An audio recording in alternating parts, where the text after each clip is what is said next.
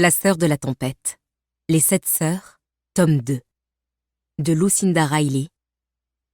Lu par Jessica Monceau. Je me souviendrai toujours de l'endroit où je me trouvais et de ce que je faisais quand j'ai appris que mon père venait de mourir. J'étais allongée, nue au soleil, sur le pont du Neptune, la main protectrice de Théo posée sur mon ventre. La courbe désertée de plages dorées, sur l'île en face de nous, brillait de mille feux.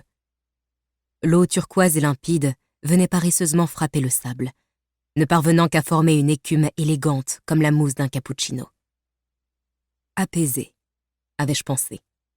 Comme moi.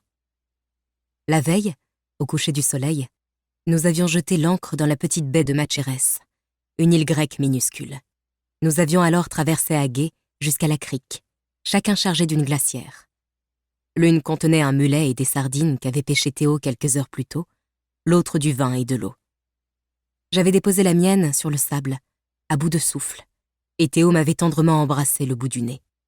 « Nous sommes 2 naufragés sur notre île déserte », s'était-il réjoui, étendant les bras pour désigner le cadre idyllique. « Bon, je vais chercher du bois pour cuire notre poisson. » Je l'avais regardé s'éloigner vers les rochers qui formaient un croissant autour de l'anse, puis se diriger vers les buissons de bois secs qui poussaient, épars, dans les fissures. Sa carrure mince était surprenante, étant donné sa qualité de marin d'envergure internationale. Comparé à mes autres coéquipiers masculins de compétition de voile, qui n'étaient que muscles et arboraient un torse digne de Tarzan, Théo semblait vraiment fluet. L'une des premières choses que j'avais remarquées chez lui était sa démarche asymétrique. Il m'avait depuis raconté comment il s'était cassé la cheville en tombant d'un arbre dans son enfance, et comment celle-ci ne s'était jamais complètement rétablie.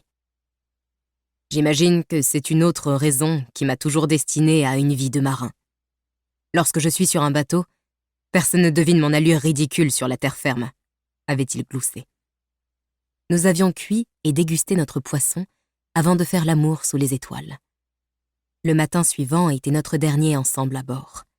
Et juste avant de décider qu'il me fallait absolument reprendre contact avec le monde extérieur en rallumant mon portable, juste avant de découvrir que ma vie avait volé en éclats, j'étais allongée à côté de Théo, parfaitement en paix. Et, comme dans un rêve, mon esprit avait rejoué le miracle de notre amour. Comment nous nous étions retrouvés dans cet endroit merveilleux.